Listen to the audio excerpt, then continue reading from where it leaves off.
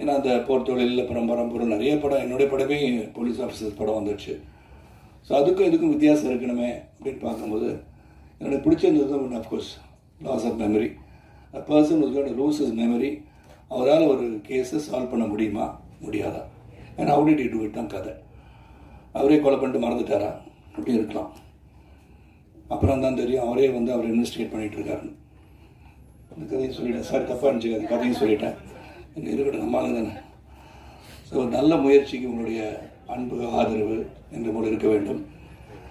நல்ல உழைப்பு.